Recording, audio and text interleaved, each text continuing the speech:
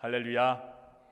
주님의 은혜와 평안이 여러분과 또한 여러분의 가정 가운데 함께 하시기를 기원합니다. 1926년 미국 감리교회의 의사인 조지 할리 박사는 서아프리카에 있는 라이베리아에서 만호 부족을 위해 선교 활동을 하였습니다. 의사였기에 현지에 진료소를 지었고 또한 이어서 예배당을 건축하였습니다. 매년마다 많은 부족민들이 치료를 받기 위해 진료소로 모여들었습니다. 그래서 만여 명이 넘는 부족민들을 진료하였다라고 했습니다.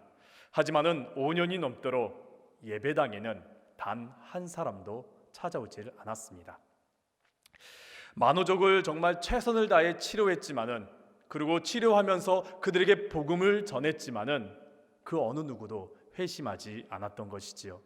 처음에는 아직 이게 정착하지 못해서 그런가 보다, 아직 잘 내가 전하지 못해서 그런가 보다라고 여겼지만은 5년이 넘도록 단 한 명도 예배당에 찾아오지 않는 것을 보면서 할리 박사는 점점 지쳐만 갔습니다. 그러던 와중에 사고가 일어났습니다. 이렇게 선교 활동을 하면서 한 아이가 태어났었는데 아들 바비가 태어났습니다. 그 아이는 서아프리카에서 태어났고 또한 그곳에서 자랐습니다. 그 아이가 5살이 될 무렵 들판에서 뛰놀고 있는데 갑자기 이 아이가 쓰러진 겁니다. 그러고서 곧장 일어나서 다시 뛰는데 또다시 쓰러졌습니다. 그리고 다시 일어나서 뛰는데 이번에 또다시 쓰러졌는데 일어나지 못했던 것이죠. 할리 박사는 그 장면을 보고서 뛰어가 그 아이를 부둥켜 안았습니다. 근데 그 아이가 불덩이였던 것이죠.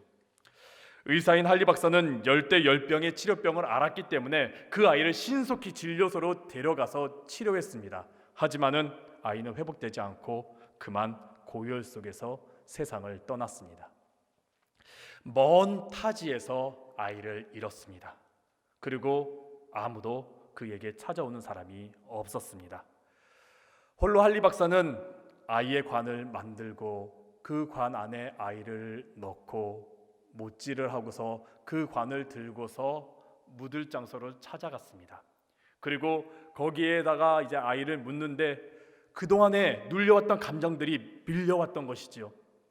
선교 활동을 했지만은 아무런 열매를 없었던 그 절망감 가운데서 아이를 잃어버린 그 슬픔과 괴로움이 한 번에 밀려 들어오면서 아이를 묻으려는 중간에 그만 주저앉아 오열을 한 것입니다. 그런데 이를 지켜보고 있던 만호족이 깜짝 놀라서 신기하게 쳐다보며 이렇게 말했습니다. 백인이 운다. 백인이 울어. 우리랑 똑같이 백인이 운다.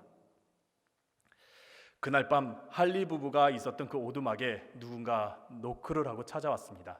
문을 열고 보니까 만호족 부족 추장이 있었고 그리고 많은 부족민들이 찾아와 그들을 위로한 것이지요.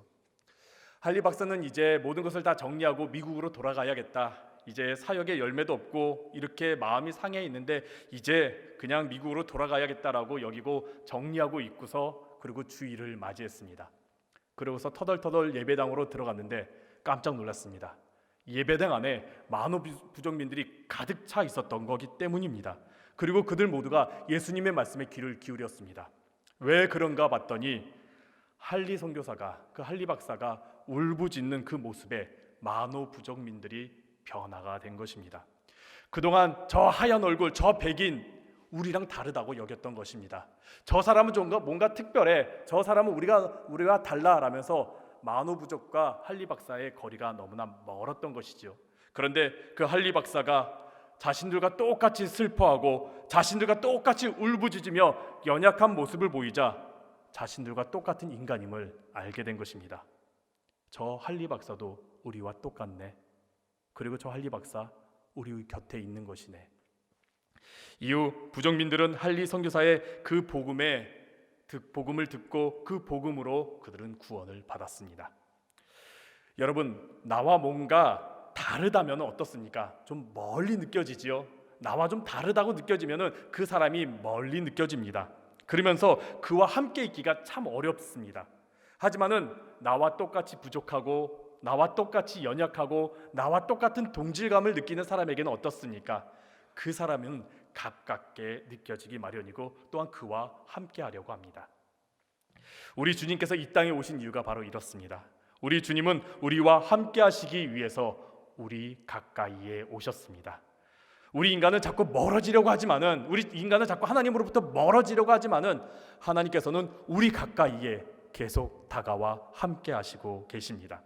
그리고 우리와 똑같이 아파하시고 우리와 똑같이 슬퍼하시며 우리와 똑같이 어려움 가운데 거하십니다. 예수님은 우리와 똑같은 인간으로 오셨습니다. 인간처럼 오신 것이 아니라 우리와 똑같은 인간으로 오셨습니다. 지금 우리는 이 땅에 인간으로 오신 주님을 기억하며 기다리는 대강절을 보내고 있습니다.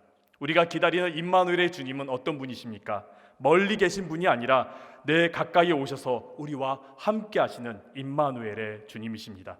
그리고 나의 아픔과 나의 고통과 나의 모든 것을 함께 하시기 위해 거하시는 임마누엘의 주님이십니다. 무엇보다 나를 구원하시기 위해 함께 하시는 임마누엘의 주님이십니다. 우리는 대강절기에 이 임마누엘의 주님을 기다립니다. 우리와 함께 하시는 임마누엘의 주님, 특별히 임마누엘이라는 첫 번째 단어가 쓰여진 오늘 본문에 있는 말씀을 통해서 우리가 함께 임마누엘에 대해서 알아가 보도록 하겠습니다. 오늘 본문 이사야 7장의 배경은 이렇습니다. 남유다가 아하스 왕이 통치하던 시기입니다. 그리고 저 멀리 동쪽에 아수르가 부강하면서 팔레스타인 지역, 가나안 지역을 침공하고자 넘어오고 있을 때였습니다. 당시 가나안 땅의 맹주는 아람이었습니다. 그 아람이 저 쳐들어오고 있는 아수르를 대항하기 위해서 동맹을 맺었는데 북이스라엘과 동맹을 맺으면서 반아수르 진영을 형성하였습니다. 그런데 남쪽에 있는 남유다는 그와 반대로 아수르와 친하게 지내려는 친아수르 정책을 펼쳤던 것이죠. 반아수르 정책에 있었던 아람과 북이스라엘이 남유다를 곱게 보지 않아서 그 남유다를 침공하였고 많은 사람을 포로로 끌고 갔으며 남유다를 피폐하게 만들었습니다. 남유다에 있던 아하스 왕은 주변에 있는 왕국들에게, 나라들에게 도움을 청하려고 했지만은 오히려 블레셋과 에돔은 그 나라를 침범하고 완전히 남유다를 황폐하게 만들어 버렸습니다. 심지어 북이스라엘과 아람은 남유다에 있던 아하스 왕을 폐위시키고 전혀 다른 다윗 왕가가 아닌 전혀 다른 사람을 왕으로 세우려는 그런 계획까지 세우고 있을 때였습니다. 이럴 때 남유다에 있는 아하스 왕 어떠했을까요? 굉장히 두려웠습니다. 불안했습니다. 그는 불안에 사로잡혀 있었습니다. 주변을 둘러보면 모두 적군뿐이었습니다. 그렇다고 자기를 위로해주고 자기와 함께해주는 내부의 사람들, 자신의 신하와 귀족들은 자기 살 길 찾아 다 뿔뿔이 흩어져 있는 상태입니다. 이런 두려움의 상황을 2절에서 이렇게 말하고 있습니다.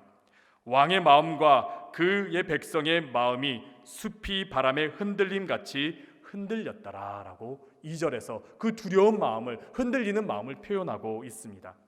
이렇게 두려워할 때에 선지자 이사야가 아하스에게로 가까이 다가와서 하나님의 말씀을 들려줍니다. 4절에 이렇게 말합니다. 두려워하지 말라, 낭망하지 말라.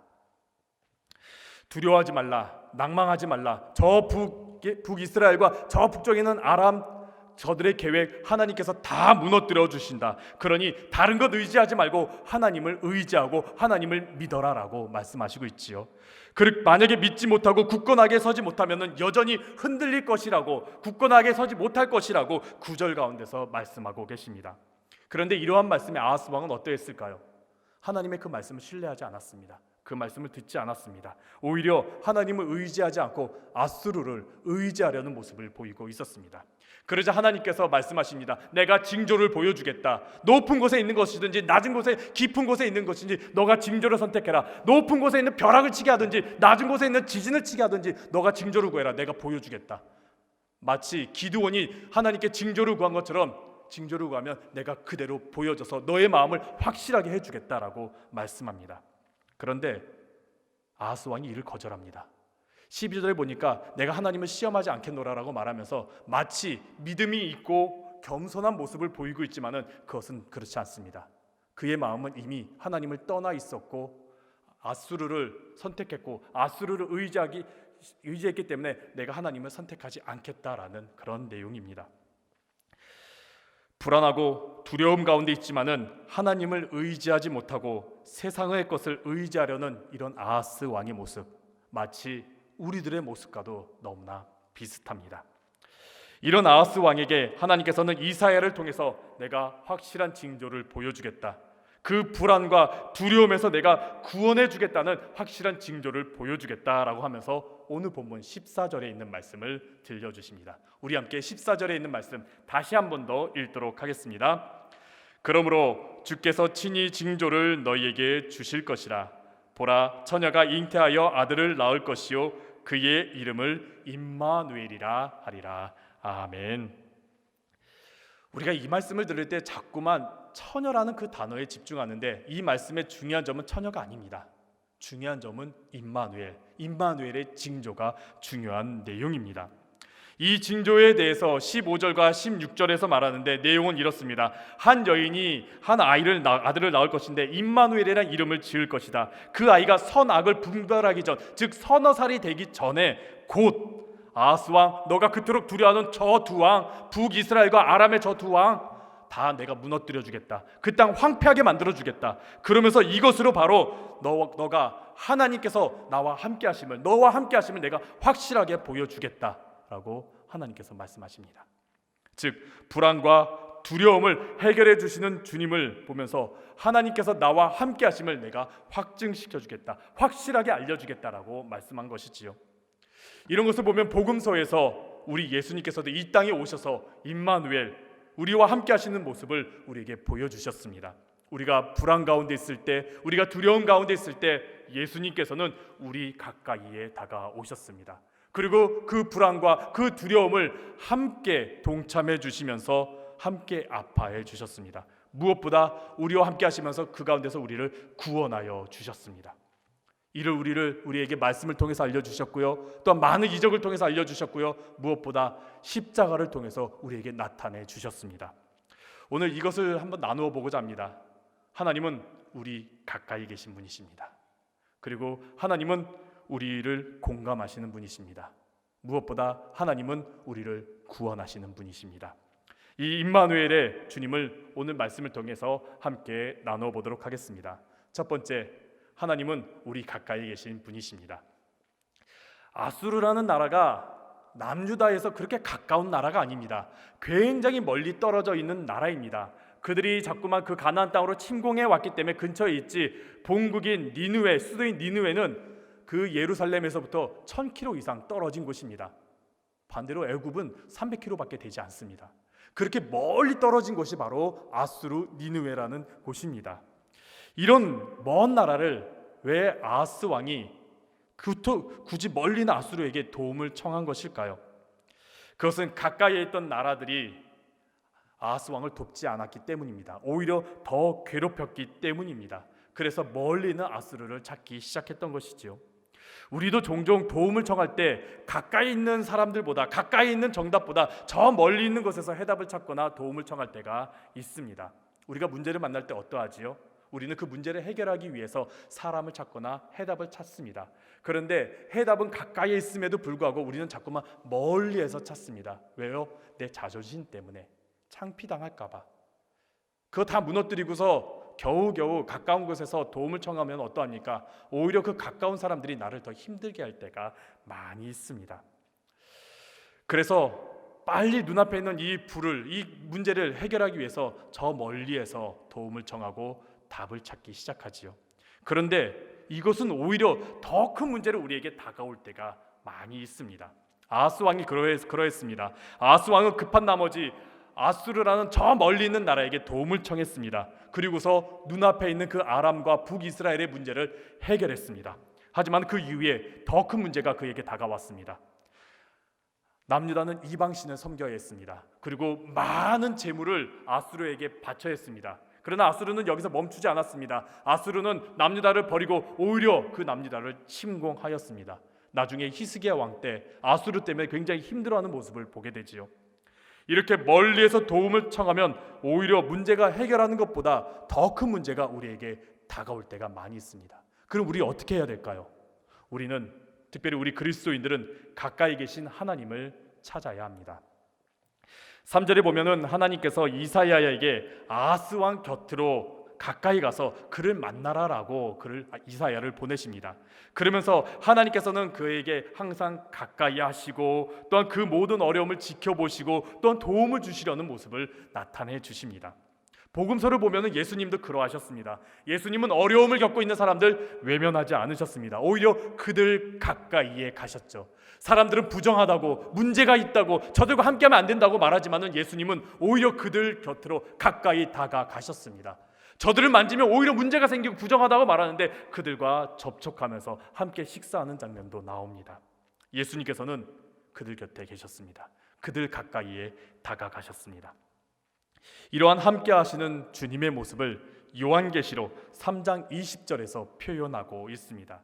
요한계시록 3장 20절에 있는 말씀을 보면 예수님께서, 우리 주님께서 우리와 함께 하시려는 모습을 보이는데, 우리 함께 요한계시록 3장 20절에 있는 말씀을 함께 읽도록 하겠습니다. 함께 읽겠습니다.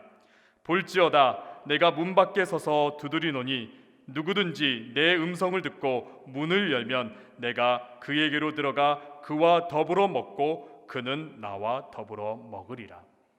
가까이 계신 주님은 나에게 더욱더 안으로 함께 하시려고 하십니다. 구약에서도 이렇게 우리와 함께 하시는 모습을 많이 나타내 주십니다. 하나님께서는 우리 가까이 오시려는 모습을 많이 나타내 주십니다. 특히 오늘 새벽 예배 때에 우리가 스가랴의 말씀, 그 본문의 말씀에서도 하나님께서는 우리 가까이 계시려고 이렇게 말씀하시지요. 하나님께서 우리 가운데 머물러 계신다. 하나님께서 우리 가운데 머물러 계신다. 우리 안에 계신다. 우리 곁에 계신다라는 말씀입니다. 이 말씀을 우리가 스바냐 3장 17절을 통해서 참 우리에게 좋은 말씀을 주십니다. 우리 함께 스바냐 3장 17절에 있는 말씀도 함께 읽겠습니다. 너의 하나님 여호와가 너의 가운데에 계시니 그는 구원을 베푸실 전능자이시라. 그가 너로 말미암아 기쁨을 이기지 못하시며 너를 잠잠히 사랑하시며 너로 말미암아 즐거이 부르며 기뻐하시리라 하리라. 아멘. 사랑하는 성도 여러분, 불안하고 어려울 때에, 또한 문제가 눈앞에 있을 때에 가까이 계신 주님을 찾으시기를 간절히 바랍니다. 하나님께서는 우리와 함께 계시고 우리 가까이 계십니다. 그리고 그 문제를 해결하여 주십니다. 임마누엘의 주님, 그 주님은 우리 곁에 가까이에 계십니다. 이 믿음으로 대강절기에 가까이 계신 주님을 만나는 여러분들 되시기를 간절히 바랍니다. 두 번째는 하나님은 우리를 공감하시는 분이십니다. 우리는 현재 굉장히 불안한 가운데 살아가고 있습니다. 오늘 확진자가 몇 명이 나왔죠? 5천 명이 넘게 나왔습니다. 깜짝 놀랐죠? 저도 숫자를 보고 깜짝 놀랐습니다. 그런데 여기서 멈추지 않더라고요. 오미크론이라는 변이가 등장하면서 우리를 더욱더 불안하게 만들고 있습니다. 코로나19라는 이 불안이 멈추지가 않습니다. 그리고 세계 곳곳에서는 전쟁의 소식들이 들려옵니다. 내전의 소식들, 테러의 소식들, 그 소식들이 우리를 불안하게 만듭니다. 또 우리나라 내부에서도 여러 가지 사건, 사고들, 왜 이렇게 끔찍한 일들이 많이 일어나는지요. 그리고 그 일들이 왜 그렇게 우리 곁에서 일어나고 있는지요. 우리는 불안합니다. 우리는 언제 병에 걸릴지 모를까, 언제 확진자가 될지 모를까 불안합니다. 그리고 우리는 인간관계 속에서 참 불안한 가운데 살아가고, 우리의 직장과 사업 어떠합니까? 한 치 앞도 바라볼 수 없기 때문에 참 불안한 가운데 살아가고 있습니다. 우리는 지금 불안의 시대에 살아가고 있습니다. 이러한 불안은 현재뿐만이 아니었습니다. 2000년 전 예수님께서 이 땅에 오실 때도 마찬가지였습니다. 당시 팍스 로마나라고 불리면서 로마 제국에 의한 평화의 시기다, 평온의 시기다라고 말하지만은 그건 소수의 사람들의 이야기입니다. 대부분의 민족들, 대부분의 사람들은 힘들었습니다. 특히 유대 민족들은 굉장히 괴로웠습니다. 많은 세금으로 고통당하고 있었습니다. 강자들이 약자들을 폭행하면서 폭력을 행하면서 많은 것을 착취하면서 고통 가운데 살아갔습니다. 항상 배고팠고 항상 가난했고 항상 힘들어하며 불편한 가운데 살아가고 있었습니다. 그래서 유대인들은 자신들을 로마에서 해방시킬 메시아를 기다리고 있었던 것이지요. 오늘 본문에서 아하스 왕도 마찬가지였습니다. 그는 불안했습니다. 적군이 눈앞에 있습니다. 그렇다고 해서 내부에 있는 사람들 자기를 도와주지 않습니다. 자기와 함께하지 않습니다. 자기 홀로 내버려둔 상태에 있고 불안한 가운데 있습니다. 그 누구도 불안을 알아주지 않을 때에, 그 누구도 도와주지 않을 때에 하나님께서는 아하스 왕에게 다가오셔가지고 그와 함께하시며 그의 불안과 그의 염려를 알아주시며 말씀하십니다. 두려워하지 말라, 낭망하지 말라. 어느 한 할아버지의 이야기입니다. 할아버지가 암 진단을 받았습니다. 암 진단을 받자 충격을 받은 나머지 그 할아버지는 계속적으로 신경질을 냈습니다. 물건을 던지고 가족들에게 욕하고 찾아오는 사람들에게 신경질을 내며 난폭하게 변했습니다. 그런데 동네에 있던 그 꼬마, 할아버지를 자주 만나고 자주 인사하고 또 이야기를 나누었던 한 꼬마가 할아버지가 병원에 입원했다라는 소식을 듣고서 병원에 찾아왔습니다. 가족들은 이 아이에게 할아버지가 욕할까봐, 이 아이에게 상처 줄까봐 걱정스러웠지만은 그래도 병원까지 왔기 때문에 아이를 그 병실에 들여보냈습니다. 그런데 욕 소리가 나지 않는 거예요. 20-30분이 지나도록 나오지를 않는 거예요. 이후에 나오는데 사람들이 깜짝 놀랐던 것입니다. 할아버지가 표정이 변하고 이야기를 하고 또 가족들을 부르는 것입니다. 가족들은 깜짝 놀라서 꼬마에게 물어보았습니다. 야, 너 할아버지랑 무슨 이야기 한 거야? 할아버지랑 뭔 이야기 한 거야? 꼬마가 말합니다. 아무 이야기 하지 않았어요. 야, 그러면은 너 할아버지는 도대체 뭔 일 한 거야? 그랬더니 이 어린 소녀가 이렇게 말합니다. 그냥 할아버지랑요 울었어요. 어린 꼬마가 할아버지의 아픔을 자신의 아픔으로 느끼면서 함께 울자 그 할아버지의 마음이 녹은 거죠. 그 할아버지의 그 마음, 상한 마음이 치유됐던 것이지요. 복음서를 보면은 예수님께서 고통당하는 이들, 불안한 이들에게 다가오시는 장면이 참 많이 나옵니다. 그리고 그들의 아픔과 그들의 어려움에 동참해 주시는 장면이 나오지요. 나사로의 무덤에서 예수님은 많은 사람들과 함께 슬피 우셨습니다. 그리고 가늠하다 걸린 그 여인 앞에서 그 여인을 바라보며 버림당한 것, 무시당한 것, 그리고 거부당한 그 심정을 함께 해주시지요. 그리고 예수님께서는 그들을 위로하시고 그들에게 생명을 더하여 주셨습니다. 예수님은 우리와 함께 아파하시고 슬퍼하시고 우리의 삶에 동참하시며 위로하시고 우리를 일으키시며 우리에게 생명을 더하여 주십니다.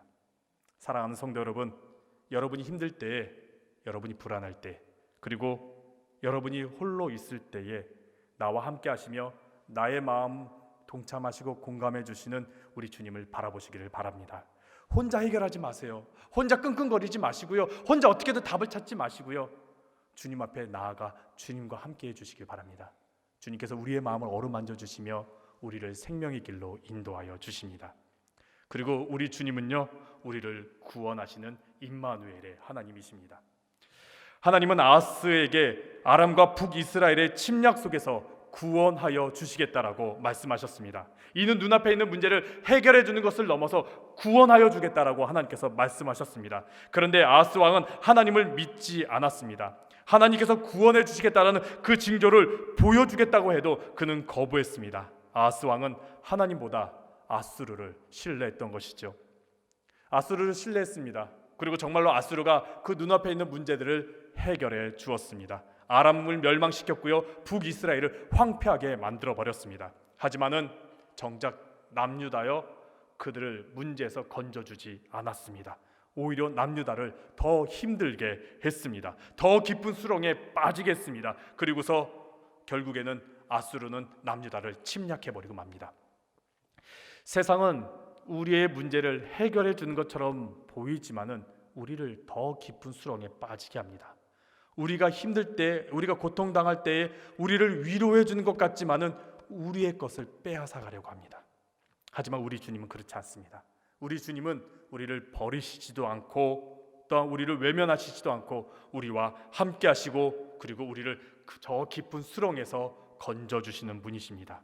우리와 함께 하시며 우리를 구원하여 주시는 분이십니다.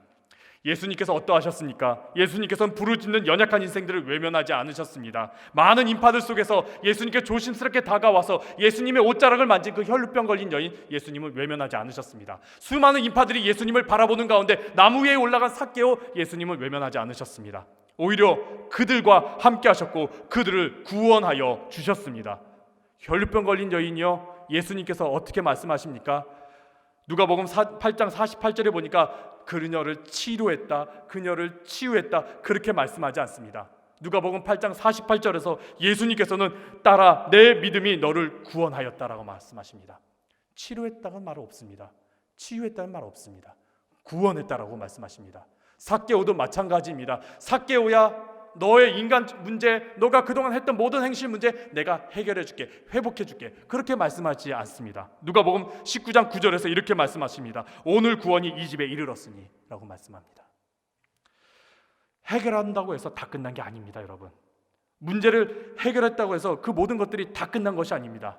그 가운데 빠져 있을 때 그 가운데서 건지지 못하면 여전히 문제를 해결해도 그 구덩이 가운데 빠져 있는 상태로 머물러 있습니다. 하지만 우리 주님은요, 그 구덩이에서 건져주시는 분이십니다. 우리를 구원하여 주시는 분이십니다. 그렇게 사랑하는 성도 여러분, 가까이 계신 주님 붙잡으시길 바랍니다. 나의 마음을 공감해 주시는 주님을 바라보시길 바랍니다. 그때에 임마누엘의 우리 주님, 나와 함께 하시는 주님께서 나를 구원하여 주십니다. 코로나19요, 자녀의 문제요, 건강의 문제요, 이 밖에 여러 가지 인간관계와 직장과 수많은 불안의 문제요, 주님께서는 그 구렁텅이에서 우리를 건져 주십니다. 우리를 구원하여 주십니다. 대강절 기간 임마누엘의 주님을 나와 가까이 계시고 나의 마음을 공감해 주시며 나를 구원해 주시는 우리 주님을 기다리시며 그 구원의 손길을 소망하시며 살아가는 여러분들 되시기를 간절히 바랍니다.